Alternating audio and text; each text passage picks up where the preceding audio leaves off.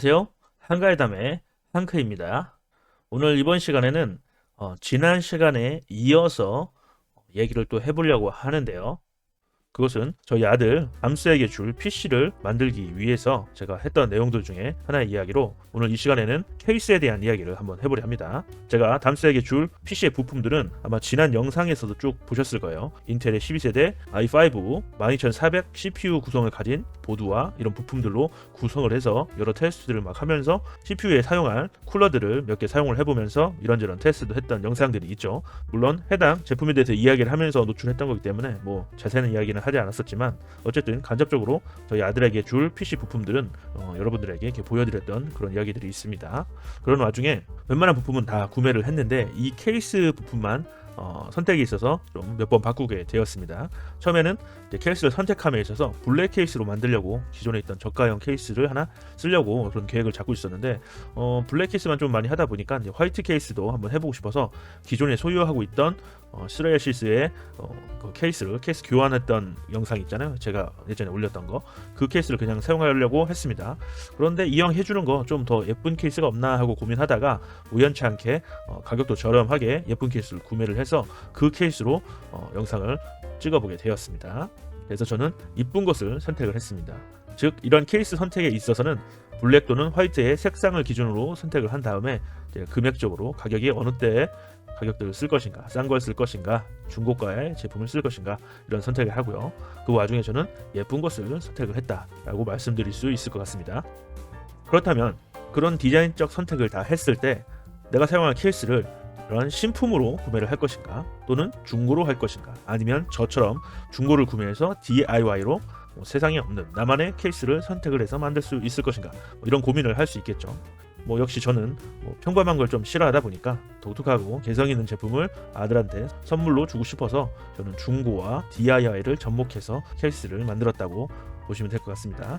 그렇다면 그런 중고 케이스의 선택에 있어서 금액은 어느 정도가 적절한지에 대한 생각을 한번 우리가 해볼 필요가 있죠. 저 같은 경우는 예를 들어서 오래되지 않고 출시되지 얼마 않은 케이스를 기준으로 할 때는 케이스 상태가 준수하다면 신품 가격에 준하는 금액에서 2분의 1 약 50%의 금액이 되었을 때 구매를 해볼까 하는 생각을 하게 됩니다. 그래서 상태가 좋고 신품에 준하는 제품일 경우 약 2분의 1 가격 정도의 매입을 해보려고 액션을 취해보게 되더라고요.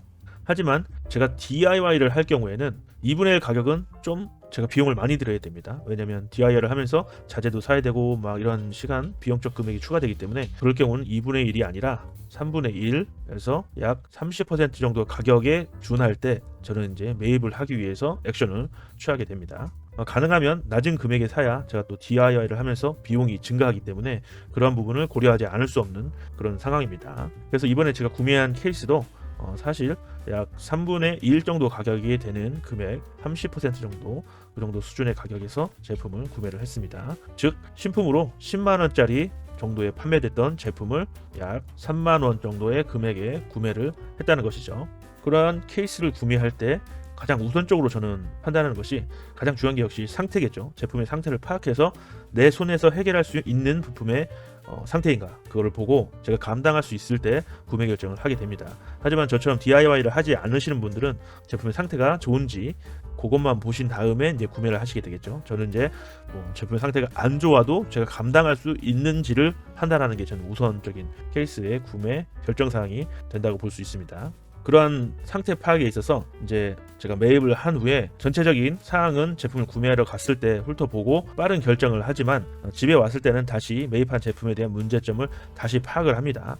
그리고 그 파악한 내용을 가지고 문제를 해결하고 수리를 한 다음에 이제 DIY를 하는 튜닝 작업을 하게 되는 것이죠. 그래서 저는 이러한 과정들을 거쳐서 중고 케이스를 선택하게 된다고 여러분께 알려드리는 겁니다. 그러면 영상으로 넘어가서 제가 구매한 중고 케이스의 문제점들이 어떤 것이 있는지 한번 보고 오도록 하겠습니다. 안녕하세요. 한가의담의 한크입니다.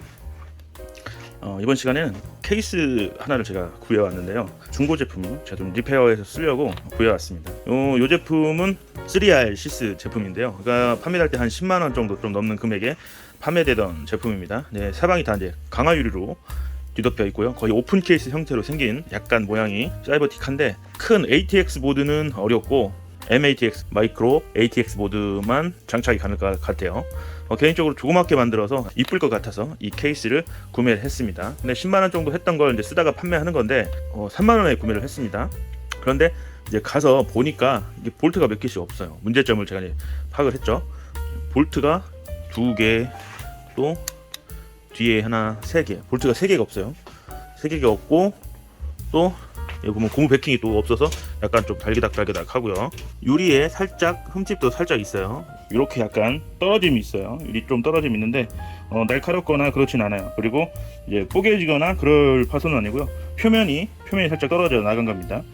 보통 이렇게 떨어져 나가는 거 나사 같은 거 조이다가 이 부분이 턱 떨어져 나간 거겠죠. 물론 이제 날카롭게 깨지거나 한 건 아니어서 이 부분을 어떻게 해결을 할지, 또 펜을 장착했던 자리에 페인트 까짐도 살짝 있고요. 리벳이 하나 떨어져서 덜렁거립니다.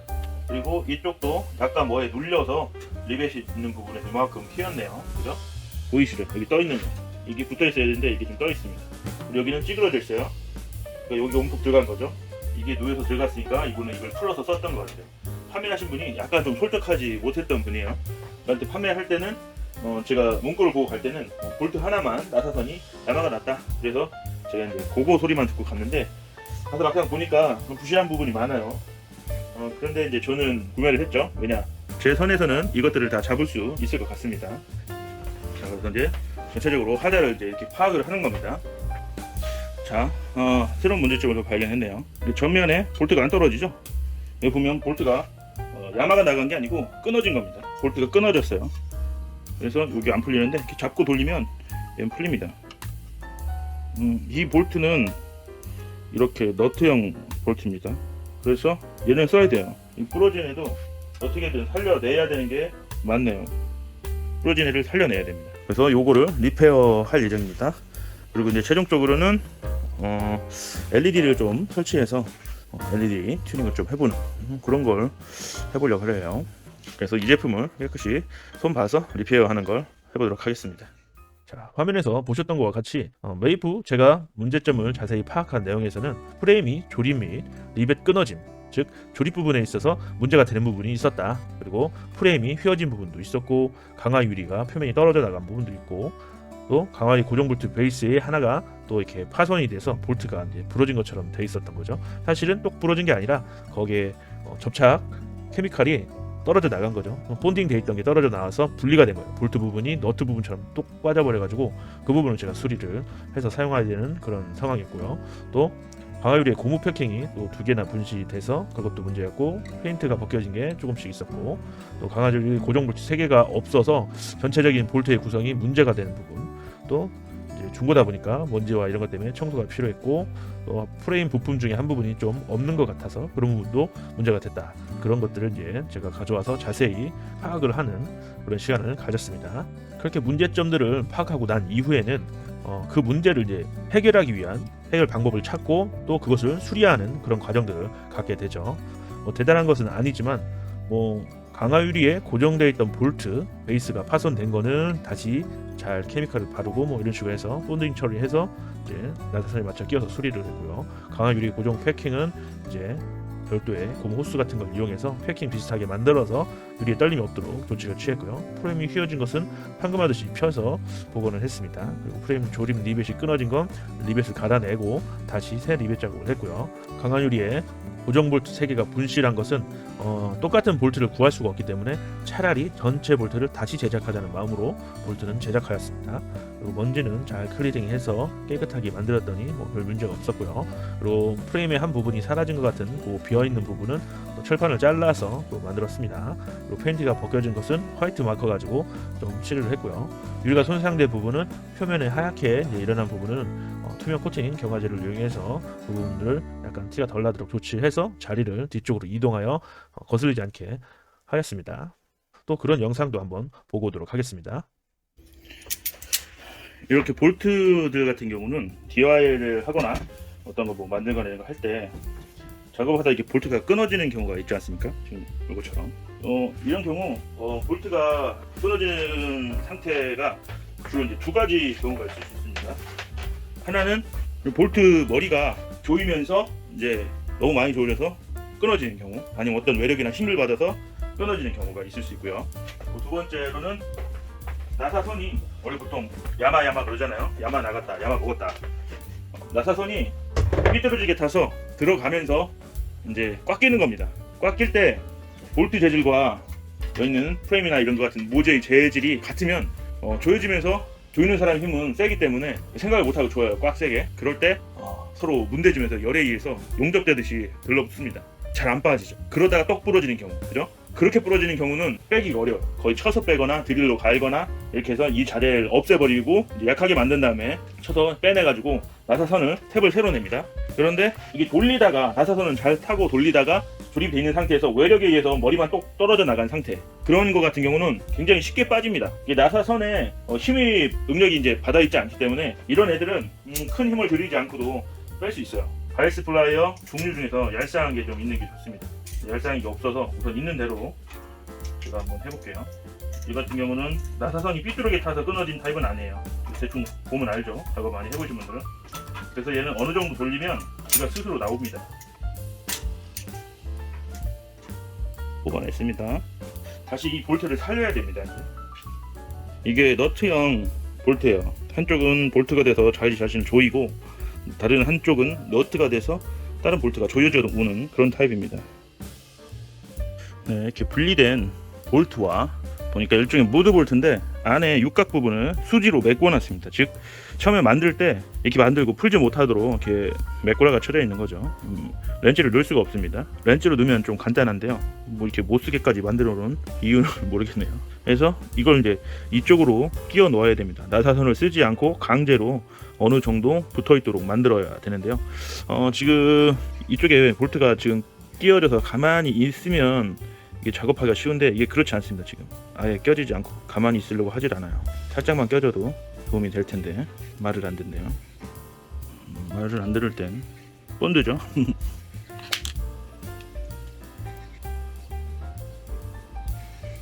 최대한 수직이 되게 세우는 게 관건이죠.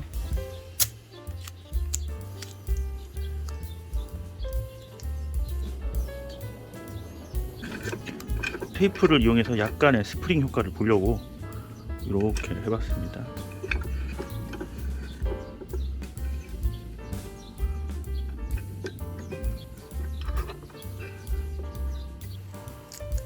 이렇게 강제적으로 좀 밀어 넣습니다. 근데 약간 센터가 빠듯하지 않죠. 살짝 휘었습니다. 이것도 이런 걸 잡아줘야죠.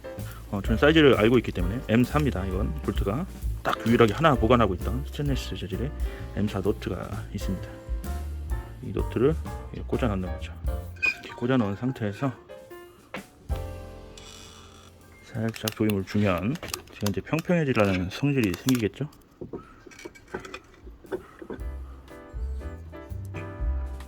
이렇게 잡은 다음에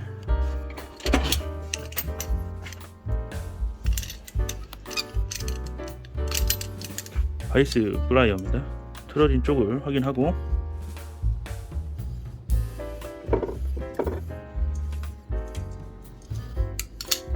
어느 정도 반듯하게 잡힌 것 같습니다. 바짝 조여서 이렇게 반듯하게 잡았습니다. 차근차근 세워가면 돼요. 조금씩 세워서 집어넣고 삐뚤어진 거는 너트 채워서 다시 한번 조이면서 평평하게 들어가게 하다가 마지막 삐뚤어진 거는 이렇게 너트를 꽉 조여서 당겨줘서 수직으로 세워준 겁니다. 삐뚤어진 걸 꽉 조이니까 이렇게 쓰려고 하겠죠. 더 조이면 이게 뽕 빠져버리겠죠. 다시 이제 살짝 풀어서 수직으로 서 있는지만 확인하면 되겠습니다. 힘을 많이 받는 자리는 아니기 때문에 살짝만 서 있으면 됩니다. 완전히 수직으로 다시 박은 걸 볼 수 있죠. 본드를 드릴 아래에 찍어서 안에 좀 넣었습니다. 옆으로 돌려봐도 반듯하게 옆에 올라온 건 본드입니다. 완전히 수직으로 바르게 잡았습니다. 네, 이렇게 해서 이제 속에서 본드가 다 굳으면 확실히 더 단단히 붙겠죠. 본드만 다듬어서 끼면 될 것 같아요. 볼트는 복원을 했습니다. 네, 달아보게요. 네, 됐고요. 패킹이 들어가고, 네, 볼트가 이렇게 조립이 됐습니다. 그래서 유리가 빠지지 않게 해주는 역할이죠. 네, 이런 식으로 복원이 되었습니다. 볼트는 연결이 되었고요. 그리고 이렇게 리페어한 볼트는 간단합니다. 힘이 덜 받는 애들하고 자리 바꿔주면 되죠. 이렇게 자리 옮겨서 해주고요. 이 받는 애들은 이렇게 문제가 없었던 애들로, 이러면 복원은 된 거고요. 고무가 없는 게 있죠. 여기 고무가 2개가 없죠. 고무 패킹을 한번 만들어 보겠습니다. 자재를 구했고요. 어떻게 구했냐면 이 고무가 거의 PVC 재질 같습니다. 그래서 제가 가지고 있던 PVC 호스를 좀 활용해 보려고 해요. 근데 크기가 정확히 딱 맞지는 않죠. 얘는 여기서 이렇게 딱 타이트하게 끼어 들어가죠. 그죠? 이렇게 층이 두 층으로 나눌 수 있을 것 같습니다. 패킹을 보면 턱걸이가 있는 부분과 유리 홀 뚫려 있는 사이즈 크기만큼의 또 고무, 그래서 두 층으로 되어 있는데 우선 한 층은 좀 쉽게 해결할 수 있을 것 같아요. 빼놨던 이 볼트들을 보면 볼트에 이렇게 고무 패킹이 또 이렇게 있습니다. 공교롭게도 이 패킹의 두께를 보니까 이 고무 2개가 이 층하고 맞을 것 같아요. 그래서 살살, 어차피 이 볼트는 사용하지 않을 거기 때문에요. 개수가 부족하죠. 그래서 이 고무를 빼서 이쪽에 끼우고요. 끼웠더니 또 들어가네요. 특별한 어떤 적이 없이 됐죠. 그 다음에 하나를 또 떼어냅니다. 하나를 떼어내고 좀 본드를 발라주고요.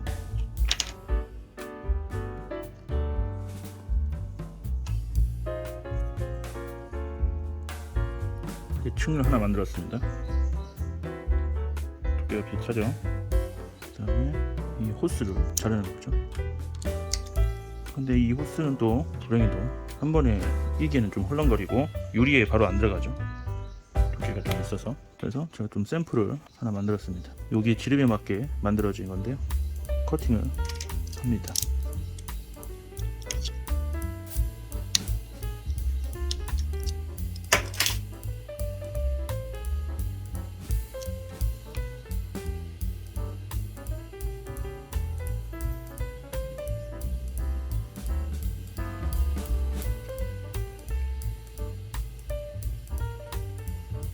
정확히 딱 맞네요. 베이킹은 이렇게 만들었습니다. 똑같진 않아도 유사하게는 됐죠. 흔들림을 방지하는 용도로 충분할 것 같습니다. 그렇게 하나를 더 만들었고요. 얘는 조금 튀어나오죠.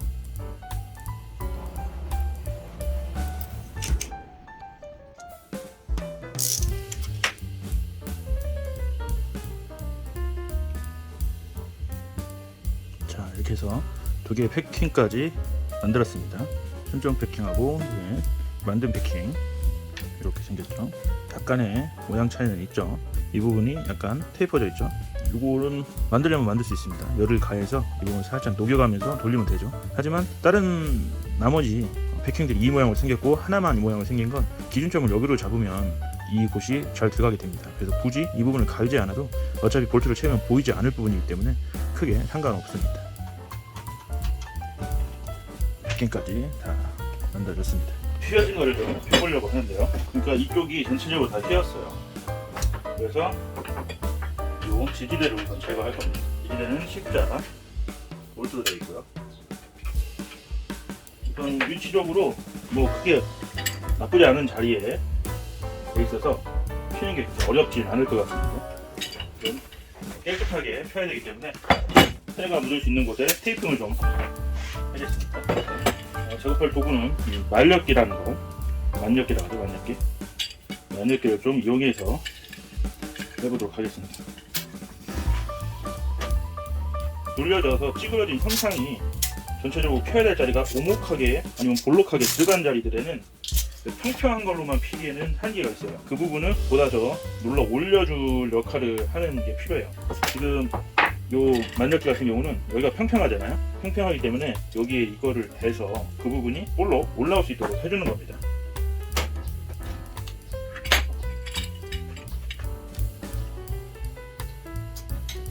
힘을 어느 정도 버티는지 이제 보는 겁니다. 이렇게 해서 이게 원래 있던 위치에 다다른 거고요. 이런 식으로 힘을 가해서 원위치로 돌아오게 만드는 겁니다. 네, 지금 보시면 휘어진 부분을 다 폈습니다. 원위치로 돌아온 게 보이시죠? 이 판 전체와 여기 물리는 곳을 원위치가 될 때까지 폈습니다. 이 아래쪽 라인이 다 살아 있고요. 지금 이쪽은 살짝 떠 있죠. 그것은 이제 이쪽에 리벳을 치지 않았기 때문에 이쪽이 이제 떠 있어서 그런 겁니다. 리벳을 갈아내고 떼어내고 다시 조이면 다시 원위치로 돌아갈 겁니다. 그래서 이쪽 부분은 원위치로 다 프레임을 살려냈습니다. 리베팅만 다시 해주면 돼요. 리벳이 끊어진 게 안에서 끊어져서 이렇게 남아 있기 때문에 벌렁거리는 게 보이죠. 이 리벳도 지금 끊어져서 달랑갈랑인 게 보이죠. 갈아서 이걸 빼냅니다. 뽕 빼내고 다시 리벳을 치면 되고요. 아래쪽은 살아났는데 이제 리벳이 이것도 다시 칠 수 있으면 다시 쳐주면 좋겠죠. 리벳의 개수를 보고 리벳이 작은 리벳이 있다고 하면 이 부분까지 갈아서 다시 치고요. 없다고 그러면 이 부분은 다시 클램프로 찝어서 리벳을 뭉퉁거리게 이게 딱 눌러주면 벌렁거리지 않습니다.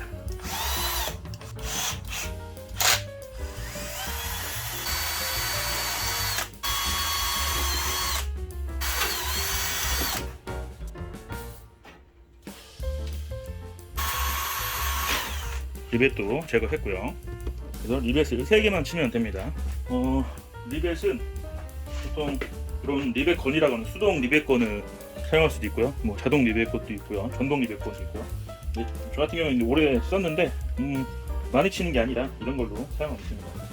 맨 아래 2.4를 원래 구매하려고 했었는데 2.4가 없어서 2.6을 구매했습니다. 2.6 홀더는 지금 여기에 수치를 보시면 잘 보여주시나 모르겠는데 2.4가 있고 3.2, 4.0, 4.8이 있습니다. 이 중에 2.4 홀에는 안 들어가요. 그래서 3.2 홀을 이용해서 3.20 홀을 이용해서 작업을 할 거예요. 아답터를 빼고요.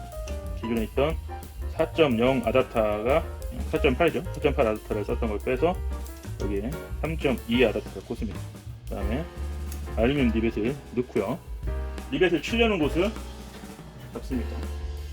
리벳 총에 리벳을 넣는 거예요. 깊이도 맞는 용도로 사면 좋은데 또 여러 종류를 다 가지고 있으려면 돈이 많이 들어가잖아요. 그래서 10mm 정도 되는 걸 하나를 가지고 고루 그냥 쓰는 겁니다. 홀에 넣어서 이렇게 집어 넣습니다. 그 다음에 타이트하게 이쪽으로 당겨줘야 되거든요. 타이트하게 당겨줘야 되는데 이제 당길 도구가 없으면 좀 전에 썼던 이런 클램프 종류를 이용해서 이렇게 해서 살짝 채워만 놓는 거죠. 벌어지지 않게만 해놓고 최대한 바짝 밀어서 당겼으면 리벳이 쳐집니다. 그래서 한번 힘차게 쭉 치면 끊어져요. 이 알루미늄 리벳이다 보니까 쉽게 잘 끊어집니다. 스텐 리벳은 좀 힘든데 알루미늄 리벳은 쉽습니다. 네, 잡고 흔들지 않는 다음에 한번 쭉 당겨주고 놓고 다시 깊숙이 넣어주고 꽉 잡은 상태. 두 번째는 끊어집니다. 힘껏 딱 잡아당기면 끊어지고요. 안에 있는 곳은 놓으면 빠집니다. 이렇게 리벳 3개를 리베팅 다시 해서 바로 잡았습니다.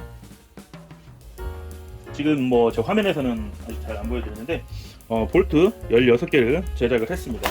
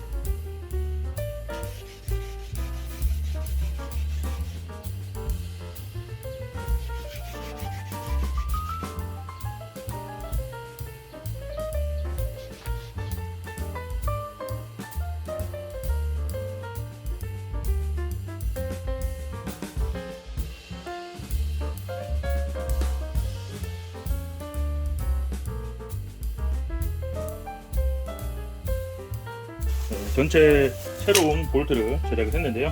이렇게 육각 형태의 볼트머리 형상을 하는 볼트를 새로 제작을 했습니다. 그래서 볼트가 끼워질 수 있게 제작을 했습니다. 그래서 볼트 제작까지 마무리 졌습니다. 물티슈에다가 소독용 에틸 알코올을 이용해서 청소를 하도록 하겠습니다. 흰색이라 좀 많이 때를 하는 경향이 있습니다. 지금 청소를 원래 마지막에 해야 되는데 우선 지금 청소를 한번 하는 이유는 벗겨진 페인트 보드를 하기 전에 깨끗이 닦아 놔야 되겠죠.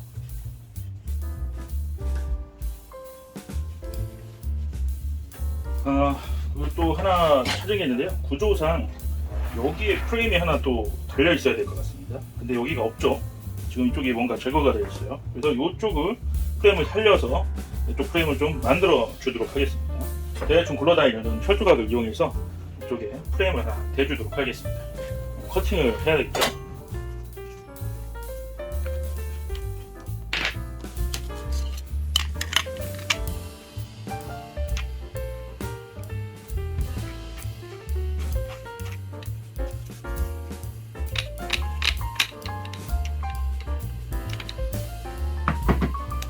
비가 와서 실내에서 커팅을 하겠습니다. 실내에서 작업을 하는 만큼 앞치마를 둘러주도록 하겠습니다. 또 영상에 나가니까 안전, 눈 보호.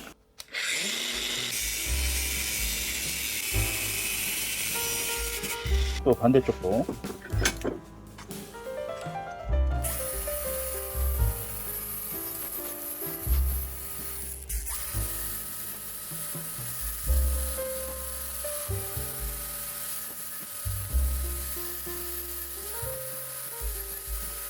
우선 전동 그라인더는 작업을 다 하면 배터리를 잘 분해를 해 놓는 게 좋습니다. 안전상 스위치가 잘못 가동되면 다칠 수가 있죠. 무조건 배터리는 분리해서 이렇게 해 놓습니다. 덥네요. 무선 그라인더는 회전수가 유선보다 좀 적습니다. 오히려 더 잘 잘라요. 열이 덜 먹어서. 그리고 또 실내에서 쓰기에 좋아요. 회전수가 적으니까 소음도 적고요. 용접 장갑인데 그라인더 작업할 때도 손에 튀어들어가지 않아서 좋습니다. 이런 모양으로 잘랐어요. 탈지 작업이 필요하죠.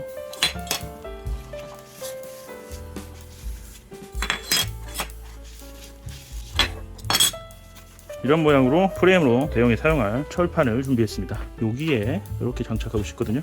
이런 모양이 될 것 같습니다. 아무래도 안쪽에 들어가는 게 좋을 것 같아요. 이러한 형태로 만들어 보도록 할게요. 이렇게 홀 마킹을 했습니다. 타공을 해서 처리하면 될 것 같습니다. 타공할 부위를 펀칭합니다. 대충 원의 중심에 펀칭하고요. 네, 이렇게 작업을 하면 뒤쪽에 이렇게 버가 생기죠. 보시나요? 이게 날카로운 버가 생기죠. 이 버를 없애는 건 사라비트를 사용하면 됩니다. 사라비트가 없으면 큰 드릴라를 이용하면 돼요. 홀보다 큰 드릴라를 이용해서 홀에 대고 한 바퀴 돌려주면 버가 사라집니다.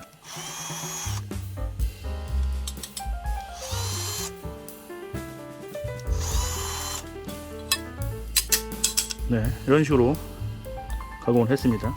우선 여기 구멍을 뚫었어요. 구멍을 뚫었고 구멍을 맞춰 뚫은 거에다가 제가 탭을 냈습니다. 탭이라는 건 나사선을 냈다는 거예요. 나사선을 내서 이걸 볼트로 조일 생각입니다. 여기 보시면 두 가지 볼트가 있는데 제가 육각 볼트를 쓰던지 아니면 이 둥근 볼트, 손잡이가 있는 볼트를 써서 하던지 간에 이렇게 나사선을 내가지고 이 나사가 돌아가게 만들었습니다.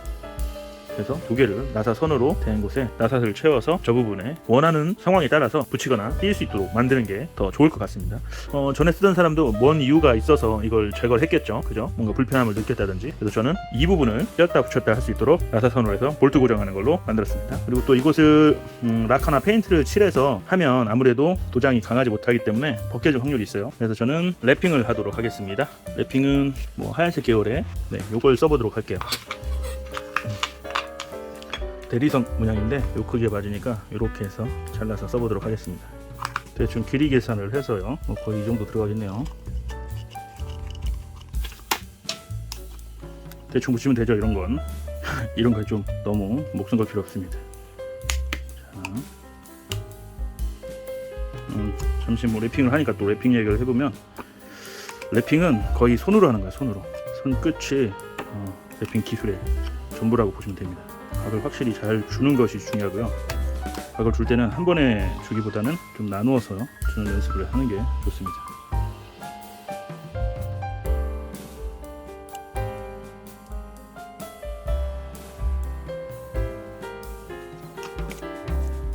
최대한 각을 살려서요.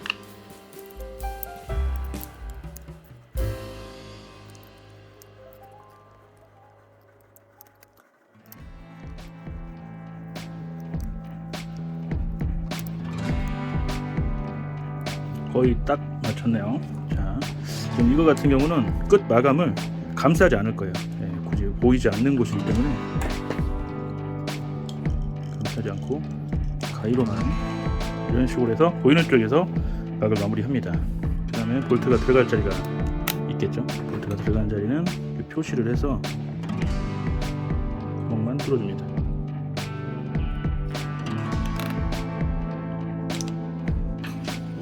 자국이 남죠. 그 다음에 이렇게 뒷부분 올라온 부분은 칼로 잘라주면 깔끔하게 잘립니다. 장착을 해볼게요. 이렇게 프레임 하나가 추가됐습니다. 이렇게 프레임이 추가된 걸 보면 이쪽에다가 다른 뭘 설치해도 될 것 같아요. 다른 걸 부착해서 띄었다 붙였다 할 수 있거나 아니면 로고 같은 걸 장착해도 될 것 같습니다.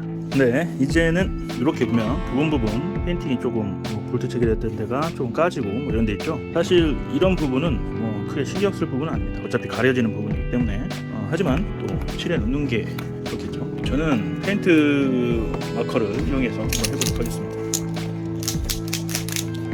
페인트 마커, 백색 페인트 마커가 있는데요.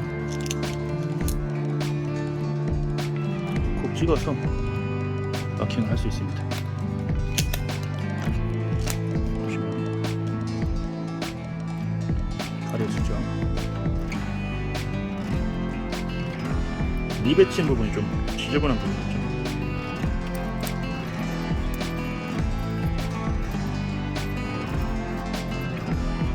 한 번에 칠하려고 하지 말고 들어가면서 마르면 또 한 번 치우고 이런 식으로 하면 될 것 같습니다.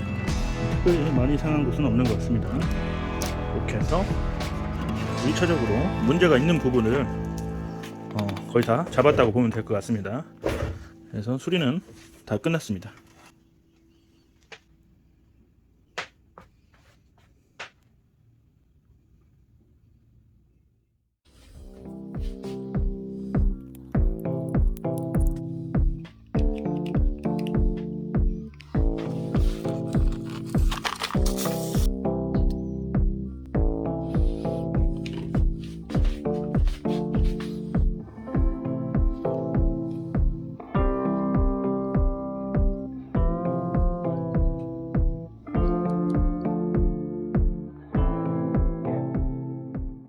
튜닝 작업도 어떤 것들이 있는지 한번 보도록 하죠.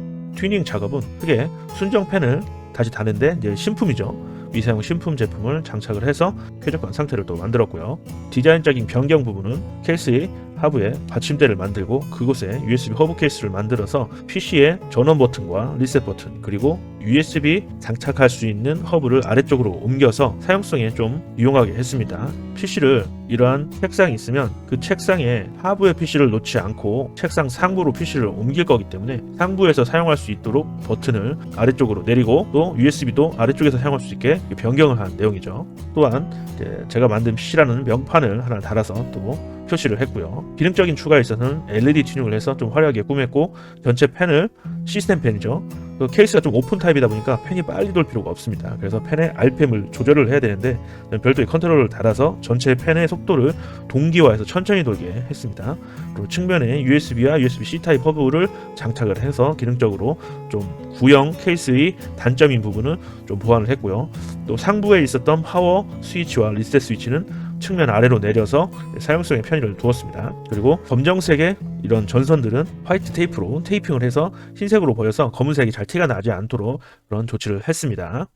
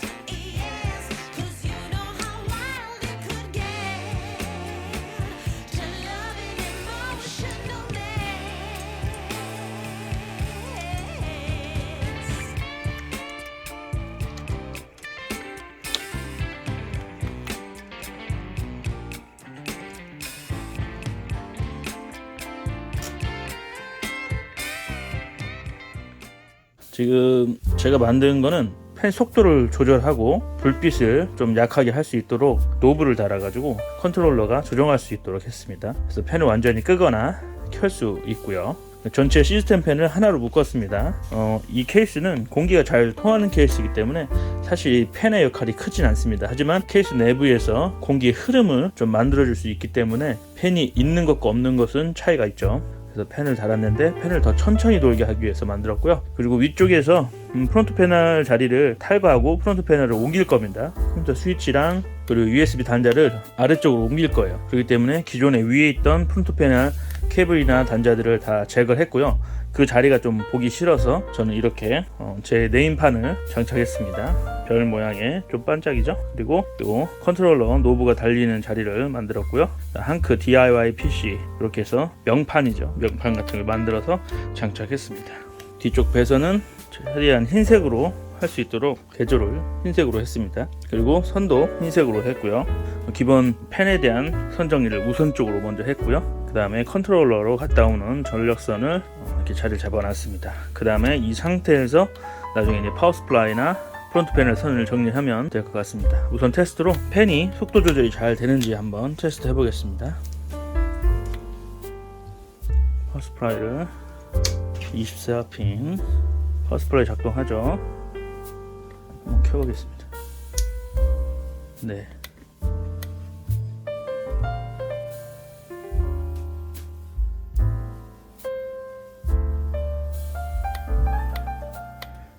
펜과 LED 밝기가 동시에 같이 조절이 되죠. 최대로 돌렸을 때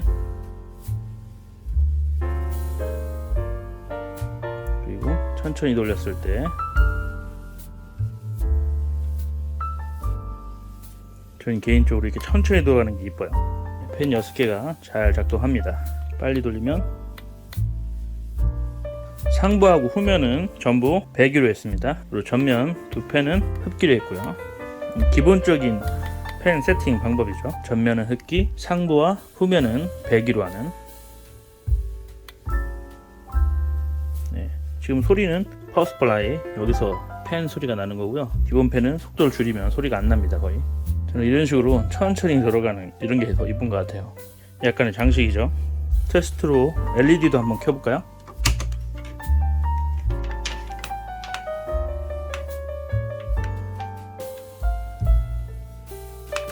LED 바 같은 경우는 메인보드에서 컨트롤할 예정입니다. 별도의 컨트롤러는 장착하지 않고요. 지금 테스트로 외부 컨트롤러를 장착해서 지금 작동을 시키는 거고요. 기본적으로 12V LED를 사용할 거기 때문에 케이스 내부의 분위기만 조성하는 그런 LED로 쓸 겁니다. 은은한 빛을 낼 수 있도록 보조 조명이죠. 학생용 PC를 만드는 거기 때문에 조용하면서도 또 분위기를 낼 땐 낼 수 있도록 할 예정입니다. 그래서 현란하지 않으면서 약간 은은한 빛을 내고 차분한 느낌의 그런 PC를 구상 중에 있습니다.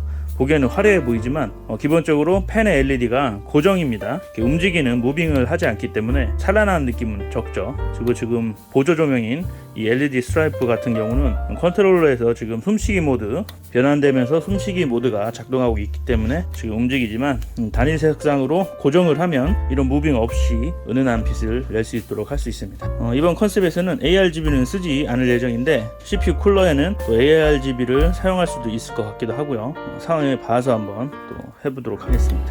잘 작업이 됐네요.